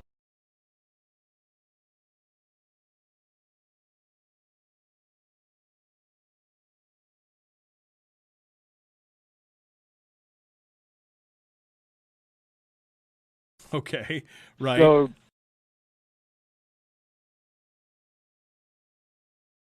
sure. Right. Well, I mean, I would say this. I mean, there have been studies, and this is touted by the news media. If you own a gun, it's more likely to be used against you than in defense of your life. Which, I mean, those statistics been shown to be false. But it is something that's been perpetrated out there to the public, and so it makes them feel that, and that's probably what your mom is feeling. I'm not saying that her feeling is wrong. That if she feels like she's afraid it would be taken away from her, then she's making the right choice. But if you are going to go forth armed, absolutely, yeah, if you're feeling like you're going to go forth armed, then you need to make sure that you make the investment in time and energy and money to make sure that you are properly prepared to take up that responsibility, because it is a responsibility. So, I mean, good for your mom on that. And I hope she's got good locks on her doors and got other folks who can help take care of her as well. Because that's what it's going to take. But it's not wrong that she feels that way. If she made that decision, that's a good decision for her. I believe so, too. I've been talking to her about tasers. Yeah, tasers are not a bad thing. Although you wouldn't want to have your taser taken away and be tased either, because that really sucks to get tased. I'm just saying. Well, yeah, but I think getting shot would be worse. Yeah, no, definitely would be worse. All right, well, thank you so much, Sean. I appreciate you calling in this morning. And being part of it with us today. Thank you so much. All right, folks. So let's talk about this for a minute. Let's talk about the act or the instance of going forward and going forth armed and choosing to defend yourself and to carry concealed. Now, again, I cannot stress this enough. We see something happen, a major event, a shooting, a riot, or people start to feel unsafe, and they want to feel safe, right? We all as human beings want to feel safe and secure. And so they see these things happening, and in their minds, they're like, oh my God, I got to get a gun to be able to protect myself. And then many who do that, they go ahead and they get the gun. They buy it. Maybe they shoot it a few times or whatever, but then they stick it in their pocket or they stick it in their purse or they put it in their nightstand or they do whatever, wherever it is, or they're keeping it at home or on their person. And then they go, there, I'm safe. But that's not the case. A gun is a tool like any other. If I handed you a running chainsaw and told you to go buck up 2 cords of wood and gave you absolutely zero instruction on it, or basically keep the pointy end away from yourself as the instruction, that's not very responsible of me.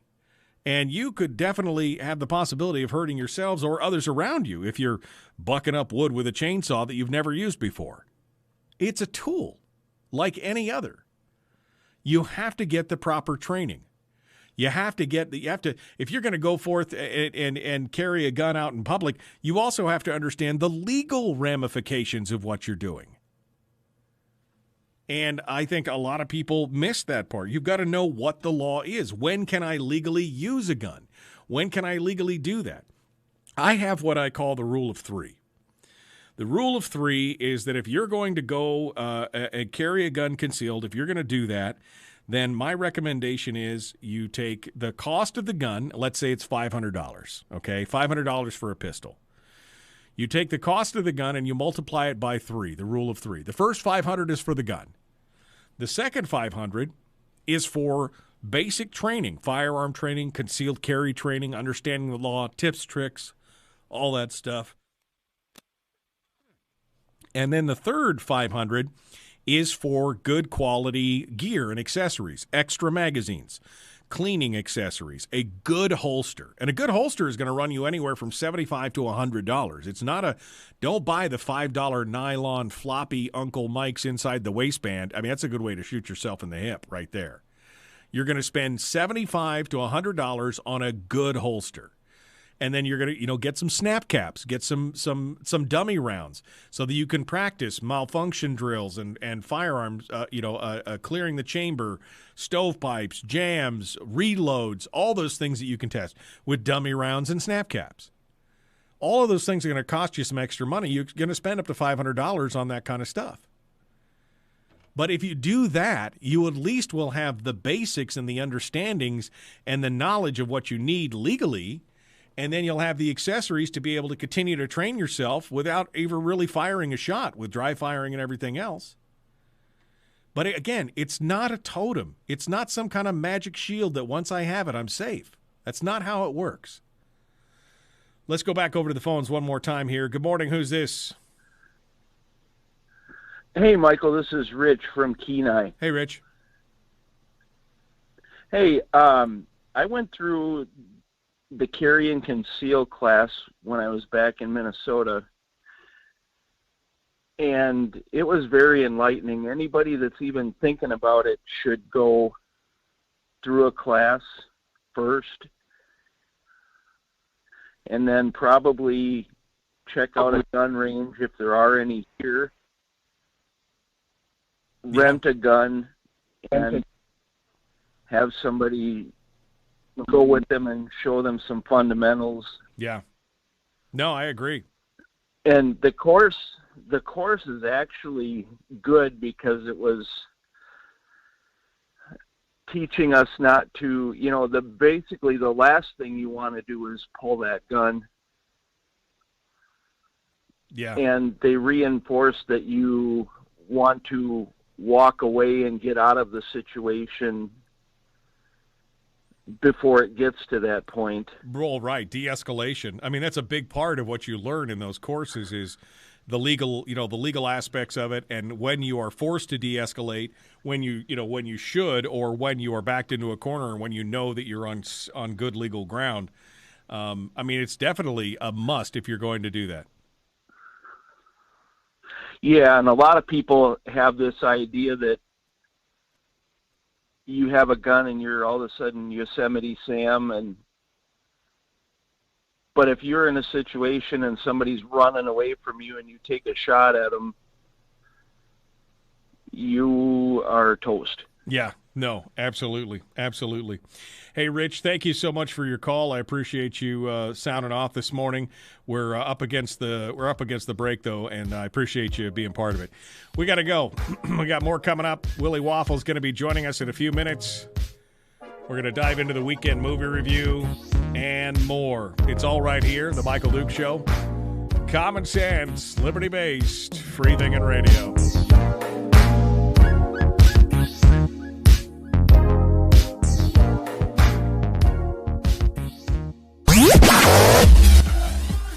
Our light, our guide, and our trusted friend. Michael Duke Show.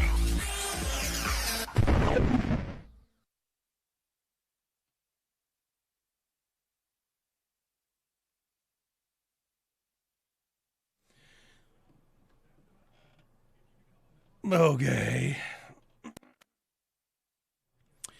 There you go. That's it right there. No, I mean it definitely. You should not be lost the caller audio, says Robert. Well, the caller's gone now, so that's all okay. The chainsaw example, says Sean, hand them a not running chainsaw and tell them to buck up a cord of wood. Trying to start a chainsaw you've never seen before is tough. Well, that's true, too. I mean, you could just say, here's a chainsaw. You've never run one before in your life. You've never even started one. But go ahead and buck up those 2 cords of wood right there, and get it done. So you're right. You're right, Sean. Probably even a better idea there. Susie says, I carry my firearms on my hip or shoulder when in the woods. I clean them every day. Not a bad idea. What else is going on? Randy is the poster boy for gun retention. The poster should read, don't be a Randy. It's not a dumb question. I mean, look, it's not a dumb question. I mean, I think we answered it as best we could. That, there is no magical, mystical, it's all science fiction in the movies, right? I pick up the gun and the gun doesn't work. That's a favorite trope for one of my favorite shows today is The Expanse. And in The Expanse, there was a couple instances where they picked up a gun and it was biometrically encoded to the person who was shooting it. And so it was like, ugh. But that's science fiction. There's nothing that is that reliable in that compact a package yet. And so it just doesn't happen. The closest thing is what Sean was talking about magnetic ring that you hold up and it unlocks. The magnets hold something open inside the pistol. But God, I would hate to depend on that. I mean, if I have a gun out, my life is depending on it. I do not want gimmickry and wizardry to get in the way of that. So, I mean, while Randy's question is a good one from the sense of, what do I do? The answer to that question, and again, it's not a dumb question, but it's obviously also not a dumb answer. The answer to that question is you get the training that you need to make sure that you are able to retain that pistol, including the fact that, again, if they got up close enough to you at that point, there's something wrong. They have bridged that gap. There's that jam, right? The jeopardy, ability, and means, and then there's that 20 or 30-foot gap between you and the assailant where you have to make the decision inside that 20 or 30-foot barrier as to whether or not you're going to use your pistol. And if they get up on you, something has gone bad wrong. Unless you were totally unaware of them, in which case something also went bad wrong because you weren't situationally aware of what was going on around you. So, I mean, those are all things. But again, if they do get up on you and you have weapons retention training, then you should be able to, hopefully be able to retain control of your firearm and be able to use it then at close range. Not an ideal situation, but also not the worst. Better than being unarmed at that point. That's what that all comes down to. So, let's see. Always ready, never reloader. My dad trained me when I was 5. We grew up in the woods, says Susie. Well, that's what you need. I mean, training from a very young age is good, but also you need, if you're going to go forth armed in society, even if you've been hunting in the woods all your life, you should still take those courses because they give you the details of what you need to know on the street, what your legal obligations are, and the ramifications are for your actions on the street. So you could be very, very familiar with firearms. You could be very proficient from hunting and fishing and being in the woods and living out there and doing all that. But when you come onto the street and, the concrete jungle, you got to understand what the rules of the game are. And that's why I always recommend that even if you are, again, very proficient, very well-versed in your firearms, you will learn a lot in those classes. I know because I was a gun guy for my whole life, and then I took that first firearms class for concealed carry, and I was like, wow. I had no idea. I need some 10-millimeter ammo, says Tracy. Where can I get some? Well, I don't know. Try the gun show here in Fairbanks this weekend. I know that 49th Cartridge Company is going to be there. They may have some 10-millimeter, and probably some other people may have some as well. You could try Frontier Outfitters here. You could try Ulmer's down in Homer. I don't know. Maybe somebody else can answer Tracy and say, where can they get some 10-millimeter ammo? That's a question that they got going on. All right. 5 things. Okay. We're coming up on it here, my friends. So, getting ready to do it. Willie Waffle is going to be joining us here in just a minute, and we are going to dive into it. So thanks for coming in and joining us. Don't forget to like and share this video, and like and follow the show page. That's all we can ask you for to get us going. Here we go. Common sense, liberty-based, free-thinking radio, The Michael Dukes Show, broadcasting live across the state of Alaska on this, your favorite radio station and or translator.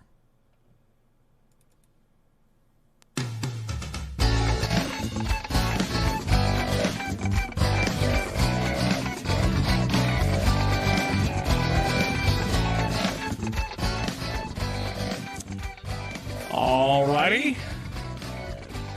Final thoughts for this morning as we get ready to wrap things up for Firearms Friday here in Fairbanks. Don't forget to come out and see me this weekend at the Carlson Center. We're doing the big gun show plus the Go Winter Expo, Winter Outdoor Show, the whole thing. So everything kicks off tomorrow morning at 10 a.m. Don't forget to come on out and join us there. All right, before we go any further, though, let's introduce the man, the myth, the legend. That would be Willie Waffle. Good morning, my friend. How are you? Oh, man, I'm feeling pretty good, and big big news announced this week. Oh, okay, all right. Well, let's start off with the news then. Give me the big thing that nobody else knows about, or everybody knows about. What are the two? Well, you might have heard about it by now, but this is the first time we've had a chance to talk about it. We are talking about the delay of Indiana Jones 5. Oh, no. Yeah, after all that talk about, yeah, sure, Harrison Ford hurt his shoulder, but that won't slow us down, and they had to shut down production. Yeah, now they're going to delay it. Instead of coming out in March of next year, not March of next year, July of next year, it's moving to July 4th weekend, 2023. No reason given because they're still pretending that everything's okay. Right. Matter of fact, the day after they announced that the thing's being delayed a year, all these pictures of Harrison Ford back on the set after being injured were just happening to find their way into the media. Nothing to see here. And, of course, they're supposed to be rewriting that part for the gal from Fleabag, right? That she's going to be taking over a lot of the more physicality parts of the story. Is that the plan? Yeah, the idea is that, she's going to almost – this may be more of a handoff to her. That, she's going to be his partner in crime. She's going to be his, number two. And she's going to do a lot of the hard work and the physical work because – Harrison Ford ruined his shoulder in one rehearsal. Dang. Well, you know what? He should have just done the same thing from the first movie. The guy comes out to sword fight and fisticuffs, and he just shoots him with a gun. That's what he should have done. Right. See, they already had the answer. It would have been a nice throwback. We all would have laughed. Oh, it would have been perfect. Of course, it would have cut a 6-minute fight scene out of the movie, so there you go, I guess, Well, do you really think they're going to have a hard time filling 2 hours in this thing? Yeah. They're going to probably be pushing 2 hours and 15 minutes. Oh, yeah, anyways. exactly. All right, well, we've got other stuff going on. Let's see. This should be fun. My wife will love this. Being the Ricardos. Yeah, I've been really excited about this one ever since it was announced not too long ago. So Amazon is making a movie. Well, not they're making it. They're going to be releasing a movie into theaters on December 10th. It will be playing on Amazon Prime just a couple weeks later on December 21st. It is written and directed by Aaron Sorkin. It is the story of Nicole Kidman as Lucille Ball and Javier Bardem as Desi Arnaz as we look at one of the worst, roughest weeks of their lives in 1952, the week where the marriage is falling apart and they're coming after Lucy for being a red. And I don't mean a redhead. Right. I understood. I read something in the headlines the other day that said she just had not to put too big of a pun on it, she just had a ball with this role. She just loved it, and that she did an amazing, she's done an amazing job from what some people have said. I'm fascinated by this. My wife and I are both huge Lucille Ball fans, Desi and Lucy and all that stuff. And I guess J.K. Simmons is coming in to play Fred Mertz, which is... That to me is the best casting ever. Oh, man, that is so good. And this will be a little bit behind the scenes, so it'll be behind the magic and everything else, and a little bit of the heartache. But it should be great. I mean, Nicole Kidman is a great actress. Javier Bardem, of course, is good, and J.K. Simmons. I couldn't think of better casting. I don't think at this point. No, I couldn't either. And I like the idea that we're not going to do a whole biofilm. We're going to look at 1 week, and that's going to give us an opportunity to hear the other stories and to learn more about where everything came from. I love the structure. I love Aaron Sorkin as a writer and just, the dialogue that he brings. Right. I know where I'm going to be when Amazon Prime premieres this in December. Well, we can't wait. I'm looking forward to it myself. We'll have to see what happens. All right. My favorite universe is, of course, the John Wick universe. And now they've got a whole new thing coming on. It's a prequel of John Wick. Oh, yeah. It's not enough to make sequels anymore. We also have to make prequels. Now, this is kind of an interesting idea. It's going to be a prequel series to explain the origins of the Hotel for Assassins. How did it come about? Why did they have all these rules? Who was the owner? And we're going to see Mel Gibson in one of the roles, playing a mysterious guy named Cormac. Kind of sounds like the guy who owns the hotel. And they're going to tell the whole story from the point of view of Ian McShane's character from the John Wick movies. Winston, right. which ought to be just because it's been in the back of my mind the whole time I watch these movies, and there's this whole thing with Lance, what's his face, the bald-headed black guy who's the concierge and everything. I mean, just this kind of cool. I mean, the whole thing just oozes cool. A hotel for assassins where you pay with gold coins and anything can be had, and to say sorry, they buy you a new car. I mean, I'm just like, this is really, this is really cool. What is I'm interested. I'm hooked. I want to know what the backstory is. Then you add Mel Gibson to Ian McShane. Okay, I'm on board with that. Oh, yeah, and, Mel Gibson, this could be a great role for him because, lately he is just kind of enjoying playing the crazy old guy. Oh, yeah. And that's what he's going to be in this movie, or in this TV series. Right. He can lean into that harder than almost any. Probably only Nicolas Cage can out crazy Mel Gibson at this point, But yeah, Mel Gibson, he really leans into that. I mean, it kind of harkens back to his Lethal Weapons days when he was a little, played the kind of the shell shock crazy guy. But I'm looking forward to it. I know you're not a huge fan of Wick, but I think this would be a good addition to the universe. I think it's going to be exciting. I think, listen, if there's one thing I've learned is that people like John Wick a heck of a lot more than I do. And it's been extremely popular. And people are just dying for more. I mean, and let's face it, this is the example of what we do in Hollywood now. We don't just put out one or two movies. We see the entire universe. We see all the other stories, all the side stories, all the back stories, all the forward stories. Come on. If the Marvel Universe taught us anything, it's how to make a ton of money off of this stuff. Speaking of Marvel Universe, I guess Harry Styles is going to be in the Marvel Universe. Is it part of the Eternals thing? I mean, the Eternals is one of the lesser-known Marvel, parts of the Marvel Universe, but it's going to get a big push, of course, obviously, with a new movie coming out. But how is Harry Styles involved in this? I just can't figure that out. So I'm just going to preface this by saying that the information came out after the LA premiere of the Eternals the other night. So I'm not going to say how I think we all found out, but I think we're all going to find out. So Harry Styles is going to be appearing in the Marvel Universe as the god of love and sex. He's going to be playing Eros. Eros. Or Eros, however you want to say it. And I guess in Marvel litany, that means that he's actually Thanos' brother, or Thanos' brother, who's not as mean and nasty and horrible. Remember, really, he's God of love and sex. He snapped your finger and something else happens. I mean, not half the universe doesn't go away. Well, I mean, I guess great. Question mark? Great question mark? Yeah, I know, right? I mean, and go ahead. Let's just talk about it, okay? How do you think we're all finding out?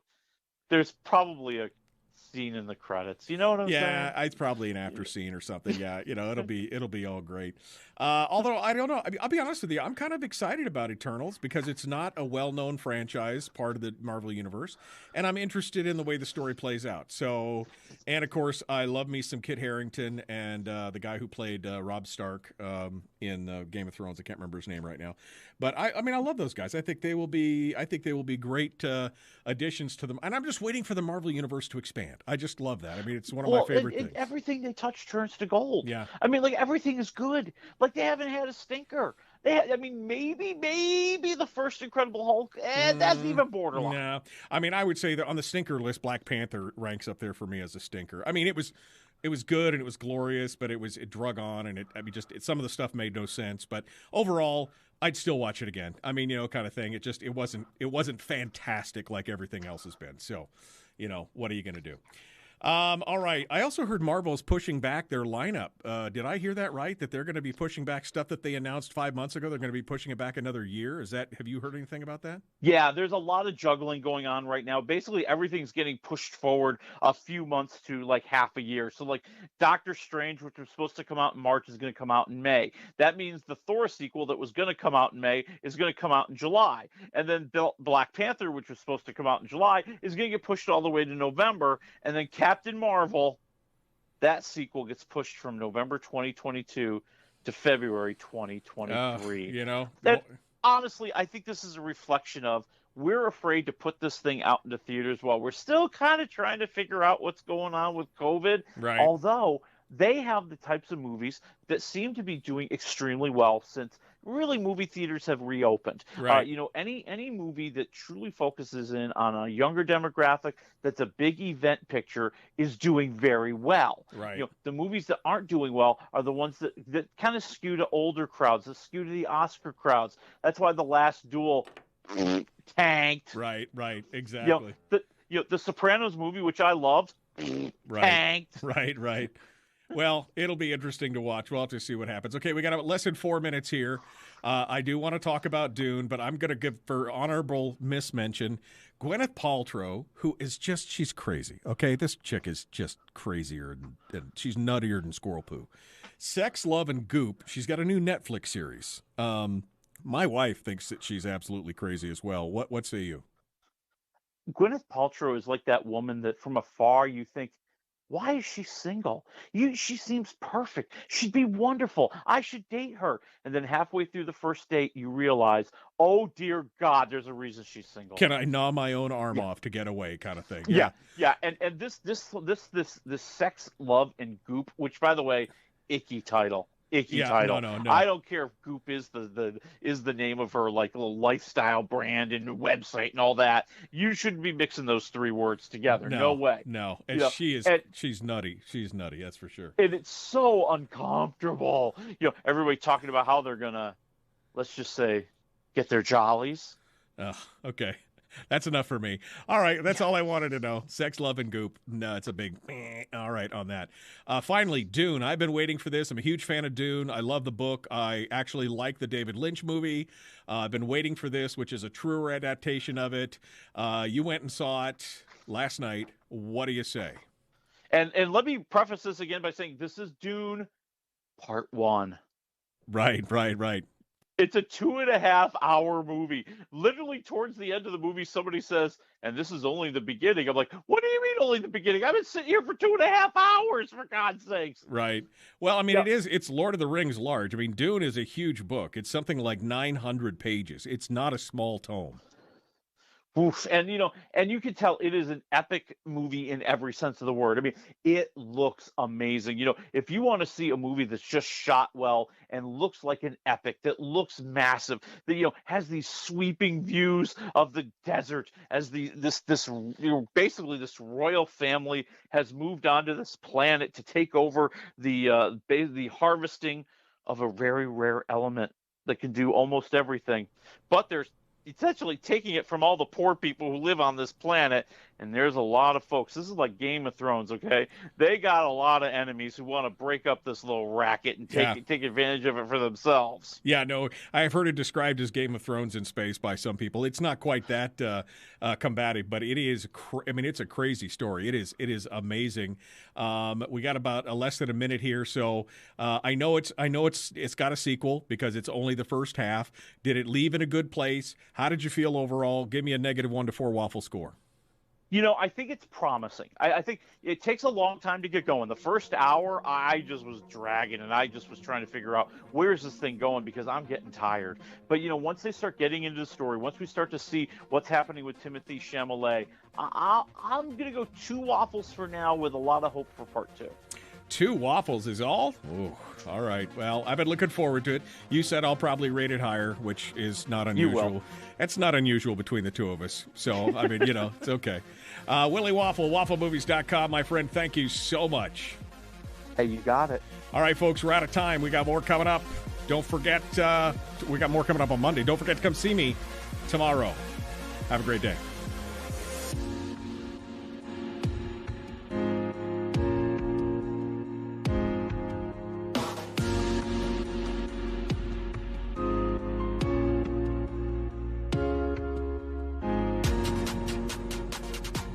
All right, my friends, we are out of time. Thank you for coming on board and sharing with me all day. I appreciate it, your patience on everything that we're doing here.